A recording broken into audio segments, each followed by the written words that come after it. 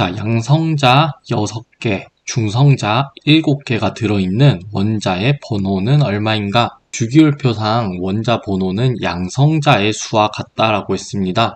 그러므로 정답은 1번이 되겠습니다. 자, 원소의 표기법을 좀 보고 넘어가면, 자, 오른쪽에 탄소를 예로 들어서 이 탄소의 왼쪽 아래쪽에는 원자의 번호를 씁니다. 자, 그리고 이 원자 번호는 양성자의 수와 같습니다. 자, 그리고 이 원자가 중성 상태일 때는 전자의 수와도 같습니다. 자, 그리고 이 왼쪽 위에는 질량수를 쓰는데, 여기 이 질량수라는 거는 자, 양성자의 수와 중성자의 수를 더한 값입니다.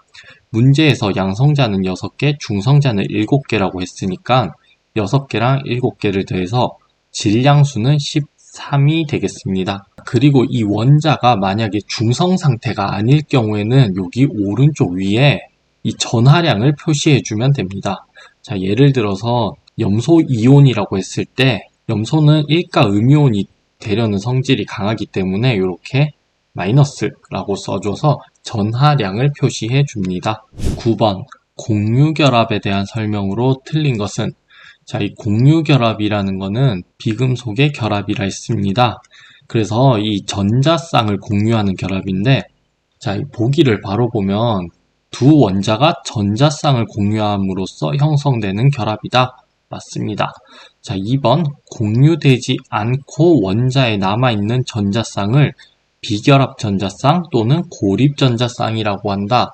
자, 우리 요 비결합 전자쌍과 고립 전자쌍에 대해서 한번 예를 들어서 암모니아를 한번 그려보겠습니다. 자, 이 암모니아라는 거는 NH3의 분자식을 가진 화합물인데요. 자, 루이스 전자점식으로 그려보면 질소는 체외각에 전자가 5개이기 때문에 이렇게 표현할 수 있고, 수소는 체외각에 전자가 1개이기 때문에 요렇게 1개, 요렇게 1개, 요렇게 1개.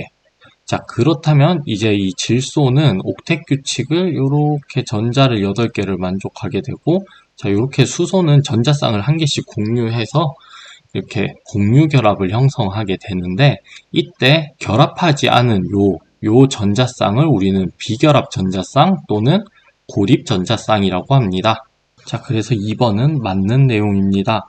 자, 3번 수소 분자나 염소 분자의 경우에 분자 내 두 원자는 2개의 결합 전자쌍을 가지는 이중 결합을 한다. 자, 수소는 전자쌍을 1개만 공유하며 단일 결합을 합니다. 자, 수소 분자라는 거는 자, 이렇게 수소가 2개 붙어 있는 게 수소 분자인데, 수소는 체외각에 전자가 1개라고 했기 때문에 이렇게 수소는 전자를 하나하나씩 공유합니다. 그래서 전자쌍을 하나 공유하기 때문에 이렇게 단일 결합을 하게 됩니다. 자, 그리고 염소 분자 또한 염소는 체외각에 전자가 7개를 가지고 있습니다. 그리고 염소가 2개 붙어 있으면 이렇게 한 쌍의 전자쌍을 공유할 수 있기 때문에 염소 또한 이렇게 단일 결합으로 이루어져 있습니다.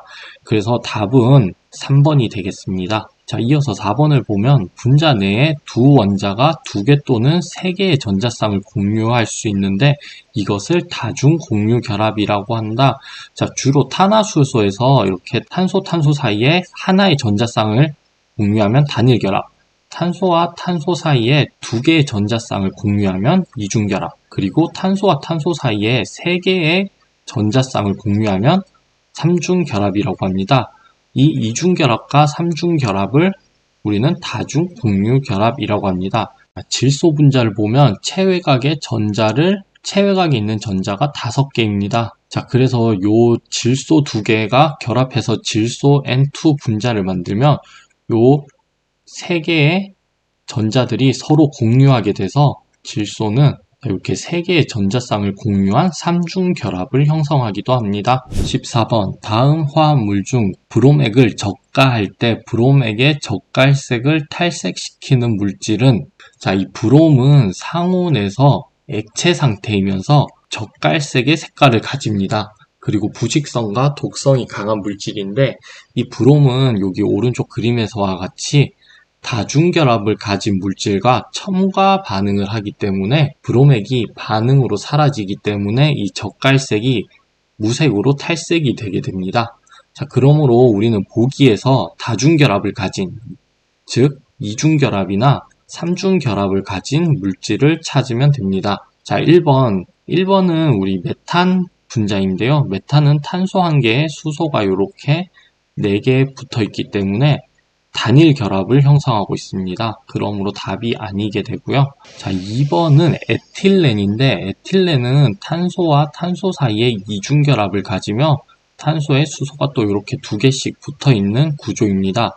자, 그러므로 이제 이 에틸렌은 이중결합을 가지기 때문에 브롬과 첨가 반응을 합니다. 그렇기 때문에 이 브롬액의 젓갈색을 탈색시키는 물질은 2번 에틸렌이 되고요. 자, 이 3번을 보면 탄소 6개와 수소 12개가 있는 사이클로헥세인인데 구조는 탄소가 이렇게 육각형의 고리 구조를 이루게 되고 이제 각각의 탄소에 수소가 이렇게 붙어 있는 구조가 되겠습니다. 자, 그러므로 모두 단일 결합을 형성하기 때문에 3번도 아니게 되고, 자, 4번은 메탄올인데 탄소에 수소가 이렇게 붙어 있고 그리고 히드록시기인 OH가 붙어 있습니다. 이러한 구조가 메탄올의 구조이고 모두 단일 결합으로 이루어져 있습니다. 15번 아세틸렌의 연소 반응식은 아래와 같다. 이때 아세틸렌 104g을 완전 연소하는데 몇 g의 산소가 필요한가? 자, 아래 그림을 보면 요 아세틸렌이 산소와 반응해서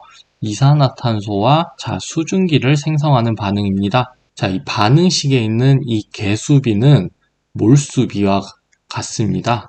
자, 그리고 우리 기체 상태일 때는 부피비와도 같습니다. 자, 근데 질량비와는 다릅니다. 자, 그러므로 우리는 아세틸렌 104g, 즉 질량을 알고 있습니다. 그러면 우리는 질량을 알고 있기 때문에 이 질량을 몰수로 바꿔서 계산을 해 주어야 되는데, 자, 이 반응식의 반응 개수비를 보면 아세틸렌 2몰은 산소 5몰과 반응합니다. 자, 그러면 먼저 아세틸렌의 몰수를 계산해주면 아세틸렌은 우리 지금 104g이 있고 분자량으로 나눠주면 몰수를 구할 수 있습니다. 자, 이 아세틸렌의 분자량을 구하기 위해 이 탄소와 수소와 산소의 원자 조건들이 있으므로 자, 아세틸렌의 분자량은 26g 몰이 됩니다. 자, 그러므로 우리 아세틸렌의 몰수는 4몰이 계산이 됩니다. 자, 그렇다면 우리는 산소의 몰수를 구해주기 위해서 이 반응 개수비와 이 구한 몰수를 비례식을 세워주면 2대 5는 4몰 대 X. 자, 그러면 우리 이 X, 산소의 몰수는 10몰이 계산이 됩니다. 자, 이 산소의 몰수가 10몰이라는 거를 계산을 했고 우리가 구하고자 하는 거는 몇 g의 산소입니다. 즉 산소의 질량을 구해야 되기 때문에 질량을 구하기 위해서는 몰수에다가 분자량을 곱해주면 되는데 산소의 몰수는 10몰, 자, 그리고 분자량은 O2이기 때문에 32g/몰이 됩니다. 자, 그러므로 이 아세틸렌 104g을 완전 연소하기 위해 필요한 산소의 질량은 320g이 됩니다. 그러므로 정답은 3번이 되겠습니다. 19번 산의 전리상수 값이 다음과 같을 때 가장 강한 산은, 자, 먼저 전리도라는 거는 전체 몰수에 대한 전리된 몰수의 비로 나타냅니다. 즉 전체 물질 중에서 이온화한 물질의 비로 나타내는데, 자, 먼저 전리도란 전체 물질 중에 이온화한 물질의 비로 전체 몰수에 대한 전리된 몰수의 비입니다. 자, 그리고 이 전리상수라는 거는 이제 이온화하는 물질에 대한 평형상수라고 생각을 하면 되는데, 즉 이 전리상수 값이 클수록 이온화가 잘 되기 때문에 산의 세기는 강하게 됩니다. 그러므로 보기에서 가장 큰 값을 찾으면 되는데 답은 3번이 되겠습니다. 자, 요 해당 앞에 값만 보고 이 큰 값이 4번이네 라고 체크하시면 안 됩니다. 자, 보기에서와 같이 이렇게 10의 제곱승들로 나타낸 것들을 우리는 과학적 표기법이라 합니다. 자, 이 과학적 표기법이라는 거는 너무나 큰 수나 작은 수를 나타낼 때 보기에서와 같이 보기 쉽게 나타내는 방법입니다. 자, 보기의 4번은 10의 마이너스 5제곱이기 때문에 여기 보기에서 가장 작은 수에 해당이 됩니다. 20번 pH가 9인 수산화 나트륨 용액이 있다. 이 용액의 몰 농도는 얼마인가? 자, pH 문제는 공식 몇 개만 알고 있으면 쉽게 풀고 넘어갈 수 있습니다. 자, pH가 9인 수산화 나트륨 용액의 몰 농도를 구해야 하므로 우리는 이 pH를 이용해서 수산화 이온의 몰 농도를 계산할 수 있어야 합니다. 자, 오른쪽에 요 식을 이용해서 풀어보면 자, 이 수산화 나트륨은 수산화 이온을 가지고 있고 우리에게 주어진 값은 pH이기 때문에 이 pOH 값을 구해야 됩니다. 자, 그러므로 pH가 9니까 pOH는 5가 됩니다. 자, 그리고 pOH라는 거는 마이너스 로그 수산화 이온의 농도이기 때문에 수산화 이온의 값은 10의 마이너스 5제곱이 되겠습니다. 자, 즉 이 수산화 이온의 농도는 수산화 나트륨의 농도와 같기 때문에 수산화 나트륨의 몰 농도는 10의 마이너스 5제곱 몰 농도가 되겠습니다. 정답은 2번입니다. 21번 다음 금속 중 환원력이 가장 큰 것은? 자, 이 환원력이라는 거는 자신은 산화가 되고 남을 환원시키는 성질입니다. 즉 다음 금속 중 환원력이 가장 큰 것을 찾으라고 하면 자신이 가장 산화가 잘 되는 것을 찾으면 되는데, 자, 오른쪽에 이온화 경향성에서 이온화 경향이 클수록 환원력이 크다고 볼 수 있습니다. 즉 다시 말해서 이온화 경향이 클수록 산화되기 쉽다라고 볼 수 있습니다. 이 산화되기 쉽다라는 소리는 전자를 잘 잃기 쉽다라는 소리입니다. 그러므로 이 전자를 잘 내놓는다는 뜻은 남을 환원시키기 쉽다는 뜻입니다. 자, 그러므로 보기에서 이온화 경향성이 가장 큰 물질은 4번 아연이 되겠습니다. 23번 다음 중 탄화수소 화합물에 대한 설명으로 틀린 것은? 자, 탄화수소 화합물은 탄소와 수소로 이루어진 물질로 원자 간의 공유 결합을 합니다. 자, 보기 1번을 보면 연소시 물과 이산화탄소를 생성한다. 자, 연소 반응은 산소와 결합하는 반응인데 탄소와 수소로 이루어진 탄화수소가 산소와 반응을 하게 되면 연소 생성물로 이산화탄소와 물을 생성하게 됩니다. 자, 그러므로 1번은 맞는 보기입니다. 자, 추가로 이 연소 반응에 대해서는 계산 문제로 반응식을 세우고 그리고 생성 물질의 양이나 필요한 산소의 질량 등을 구하는 문제가 출제가 됩니다.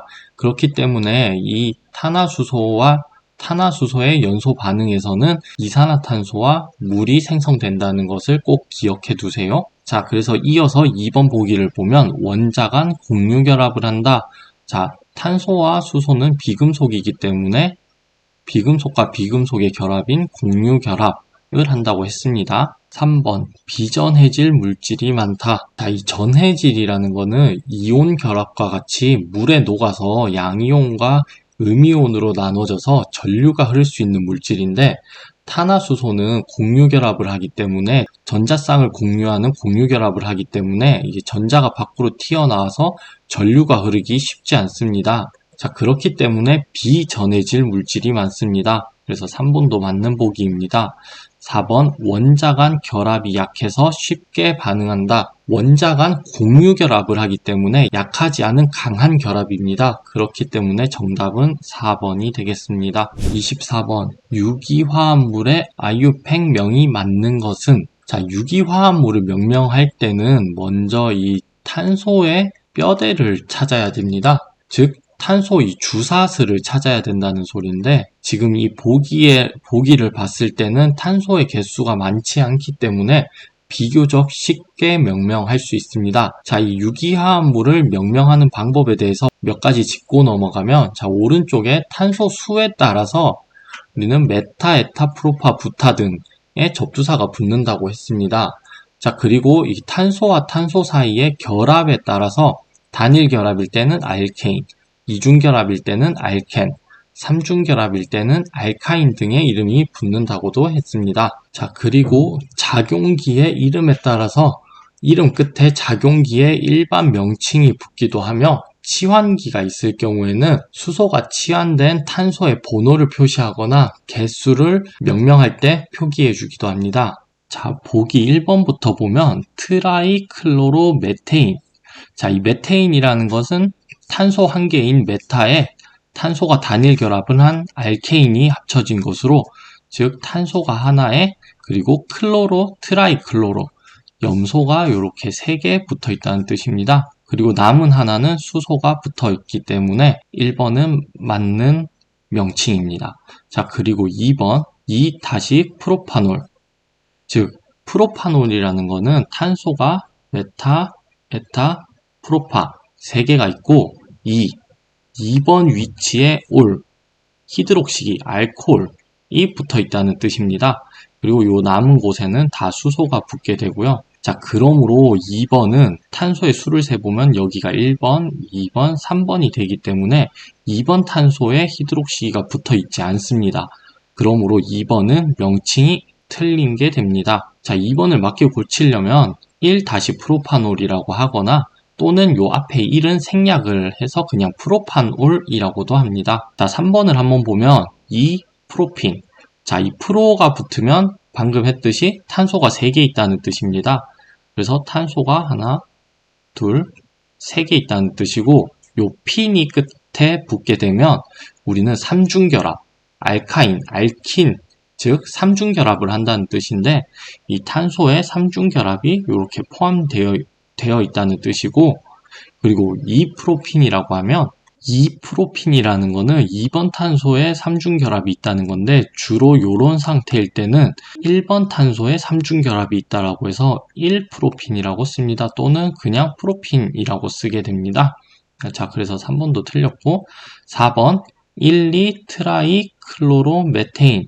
자, 메테인은 탄소가 한 개인 단일결합 물질이라고 했습니다. 자, 그리고 트라이클로로, 염소가 3개 붙어 있다는 뜻인데, 지금 우리는 탄소가 한 개이기 때문에 1, 2가 붙을 수가 없습니다. 4번 물질을 다시 명명을 해보면 탄소가 두 개가 있고 단일결합이기 때문에 에테인이 되고, 그리고 1번과 2번 탄소에 염소 원자가 붙어 있기 때문에 1, 2, 염소가 2개 있다는 뜻의 디클로로 에테인이 되겠습니다. 즉 다시 말해서 1,2-디클로로에테인, 즉 1번과 2번 탄소에 염소 원자가 2개 붙어 있다.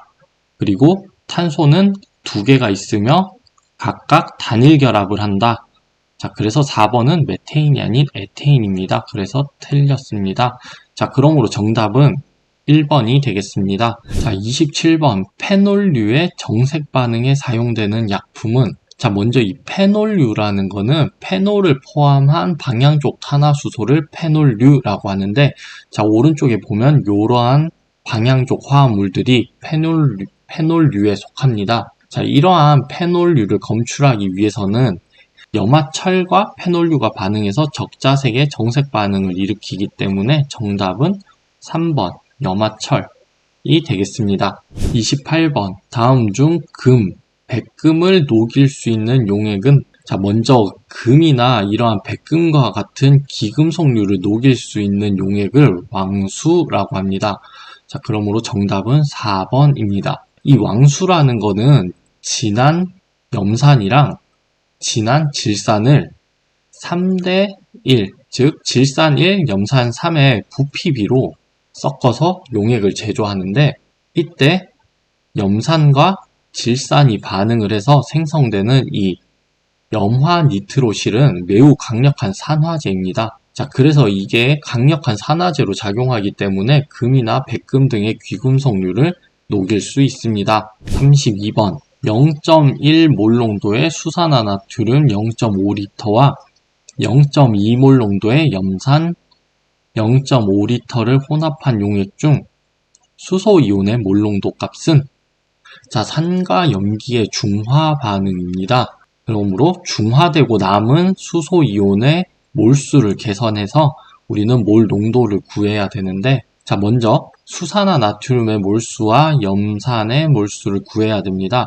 즉 수산화나트륨의 몰수는 수산화이온의 몰수와 같기 때문에 계산을 해주면 수산화나트륨의 몰 농도는 0.1몰 농도, 그리고 0.5L가 있기 때문에 곱하기 0.5를 해주면 0.05가 됩니다.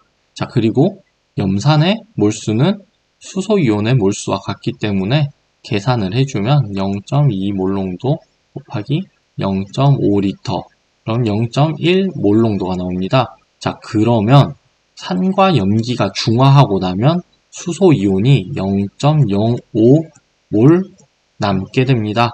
자, 그리고 우리는 혼합된 용액의 부피도 구해야 되는데 이 0.5L, 0.5L 이 두 용액을 혼합했기 때문에 혼합된 용액의 부피는 1L입니다. 자, 다시 정리를 조금 해보면 우리는 중화 반응을 하고 남은 수소이온의 몰수가 0.05몰이었습니다. 자, 그리고 혼합한 용액의 부피는 1L입니다. 자, 우리가 구하고자 하는 수소이온의 몰농도는, 즉 몰농도라는 것은 용액 1L에 몇 몰이 있는지를 나타내는 건데 우리는 용액 1L에 수소이온의 몰수가 0.05몰이기 때문에 수소이온의 몰농도는 0.05몰 농도가 되겠습니다. 자, 그러므로 답은 1번이 됩니다. 37번. 다음 반응 중 이산화황이 산화제로 작용하는 것은? 자, 산화제는 자신은 환원이 되고 남을 산화시키는 물질입니다. 즉, 이산화황은 환원이 되어야 되는데 이산화황이 산화제로 사용되기 위해서는 즉, 반응식에서 산화수를 구해서 산화수가 감소하는 반응을 찾으면 이산화황이 환원이 되었다라는 것을 알 수 있습니다. 자, 또는 이산화황이 환원되는 반응을 찾기 위해서는 반응식에서 이산화황이 산소를 얻게 되면 산화, 그리고 잃게 되면 환원이기 때문에 산소를 잃는 반응을 찾으면 되는데, 자, 이 보기 4번을 보면 이산화황이 반응 후에는 산소를 잃어서 황이 생성이 됩니다. 자, 그러므로 산소를 잃는 반응이기 때문에 답은 4번. 이산화황은 환원이 되기 때문에 산화제로서 작용한 반응식입니다. 자, 그리고 1번부터 산화수를 계산을 해보면, 자, 산소는 3개 있기 때문에 마이너스 6, 그리고 나트륨은 1가 양이온입니다. 그렇기 때문에 플러스 1, 수소는 플러스 1, 그러므로 황의 산화수는 플러스 4가 됩니다. 자, 그러므로 이산화황에서 황은 플러스 4였는데 반응 후에도 플러스 4가 되기 때문에 산화나 환원이 되지 않았습니다. 자, 그리고 2번을 보면, 자, 반응 후에 요 황산에서 황의 산화수를 계산하면 되는데 산소가 4개 있으므로 마이너스 8, 그리고 수소가 2개 있으므로 플러스 2, 황은 플러스 6이 되게 됩니다. 즉, 산화수가 증가하게 되었습니다. 산화수가 증가했다라는 소리는 산화되었다라는 뜻입니다. 자, 그러니까 2번도 답이 아닙니다. 자, 3번을 보면 이 H2SO3 아황산이라고 하는데 이 아황산에서 황의 산화수를 계산하면 산소는 3개 있으니까 마이너스, 그리고 수소가 2개 있으니까 플러스 2, 그렇다면 황은 플러스 4가 되겠습니다. 즉, 이 3번에서도 이 황의 산화수 변화가 없기 때문에 산화나 환원이 되지 않았습니다. 자, 4번은 요 황 S 단독으로 존재하기 때문에 산화수가 0입니다. 자, 그리고 SO2에서 황의 산화수는 플러스 4라 있기 때문에 산화수는 감소했습니다. 그러므로 황은 환원되었습니다. 자, 그래서 이산화황이 산화제로 작용한 반응은 요 4번이 되겠습니다. 38번. 아이오딘 적정법은 산화제인 아이오딘을 이용한 적정 방법으로 종말점을 확인하기 위해 지시약이 필요하다. 이때 사용하는 지시약으로 옳은 것은? 자, 이 아이오딘 적정법은 산화 환원 적정법인데 이 아이오딘과 녹말이 만나면 청색으로 변하게 됩니다. 자, 이러한 청색으로 변하는 반응을 이용하는데 산화제인 아이오딘과 그리고 지시약인 녹말을 사용하게 됩니다. 자, 그러므로 3번 전분은 녹말이기 때문에 답은 3번이 되겠습니다. 39번. 킬레이트 적정에서 EDTA 표준 용액 사용 시 완충 용액을 가하는 주된 이유는? 자, 이 킬레이트 적정에 사용하는 이 EDTA는 앞에서 설명한 것과 같이 금속과 1대1로 반응을 합니다. 자, 그리고 금속과 EDTA가 반응한 화합물을 킬레이트 화합물이라고 하는데, 이 화합물은 pH의 영향을 받습니다. 그렇기 때문에 완충 용액을 이용해서 우리는 이 pH를 일정하게 유지를 해 주어야 합니다. 자, 그러므로 적정시 알맞은 pH를 유지하기 위하여가 정답이 되겠습니다. 41번. pH 미터에서 사용하는 포화 칼로멜 전극의 내부관에 채워져 있는 재료로 나열한 것은, 자, 이 포화 칼로멜 전극은 기준 전극으로 자주 사용되기 때문에 꼭 기억을 해 두셔야 됩니다. 자, 이 pH 미터라는 거는 지시 전극과 기준 전극 사이의 전이차를 측정해서 pH를 측정하는 방법인데, 자, 이때 사용하는 지시 전극은 수소 이온에 민감한 유리 전극을 사용합니다. 그리고 이 수소 이온의 농도에 따라서 전이차가 발생합니다. 자, 이 기준 전극은 전이가 일정해야 됩니다. 이 유리 전극의 내부와 같은 염화은 또는 칼로멜 전극을 씁니다. 자, 이 칼로멜 전극을 사용하게 되면 칼로멜 전극은 이 수은, 염화수은, 그리고 포화 염화 칼륨으로 채워져 있습니다. 자, 그러므로 정답은 1번이 되겠습니다. 44번. 가시선의 광원으로 주로 사용하는 것은, 자, 이 가시선이라는 거는 가시광선, 즉 우리가 눈으로 볼 수 있는 빛의 영역인데 약 400나노미터에서 800나노미터의 빛의 파장 영역입니다. 자, 그리고 이 자외선 가시선 분광 광도계에서는 광원으로 두 가지 종류의 램프를 사용하는데, 즉 자외선 영역의 빛을 만들어내기 위해서는 중수소 램프, 자, 그리고 가시선 영역의 빛을 만들어내기 위해서는 텅스텐 램프를 사용합니다. 즉 광원으로 요 두 가지 램프를 사용하게 되는데, 우리는 가시선 영역의 광원으로 주로 사용하는 것을 찾아야 되기 때문에 가시선 영역에서는 텅스텐 램프, 즉 3번인 텅스텐 등을 사용합니다. 57번. 가열 충격 마찰에 의해 분해하여 조연성 기체를 발생하는 산화성 고체 위험물은, 자, 먼저 조연성 기체란 연소를 도와주는 기체로 산소 기체를 의미합니다. 자, 연소가 일어나기 위한 세 가지 조건을 보면, 먼저 탈물질인 가연물이 있어야 되고, 그리고 연소 반응이 일어나기 위한 에너지인 점화원이 있어야 됩니다. 자, 그리고 산소가 공급되어야 됩니다. 즉, 이 세 가지 조건이 충족되었을 때 연소가 일어나게 됩니다. 자, 문제에서 산소 기체를 발생하는 산화성 고체 위험물을 찾아야 되는데, 정답은 3번, 질산 암모늄입니다. 자, 이 해당 내용은 위험물 안전관리법령상 위험물의 분류인 제1류에서 6류 위험물에 대한 내용을 알고 있어야 풀 수 있는 문제이기도 한데요. 자, 제1류 위험물인 산화성 고체, 그리고 제6류 위험물인 산화성 액체, 요 두 가지 위험물에 대한 종류를 알고 있어야 됩니다. 자, 1류와 6류 모두 산화성을 가지면서 가열, 충격, 마찰에 의해서 분해가 되고, 그리고 분해 시 조연성 기체인 산소 기체를 방출하게 됩니다. 자, 이 보기에 과산화수소, 과염소산, 질산 모두 산화성 액체인 6류 위험물에 속합니다. 자, 이 최근 들어서 필답형과 위험물 취급 등에 대한 내용이 나오면서 위험물 관련 종류를 묻는 내용들도 종종 출제가 되고 있습니다. 주로 이 1류 위험물인 산화성 고체, 그리고 3류 위험물인 금수성 물질, 이 금수성 물질은 물과 반응해서 가연성 기체를 발생하는 물질을 의미하고요. 그리고 6류 위험물인 산화성 액체, 요 세 가지 위험물이 주로 많이 출제가 되는 경향이 있습니다. 자, 이론 내용에는 1류에서 6류에 대한 종류와 내용 설명들이 있으니까 한번 학습하고 넘어가도록 하세요.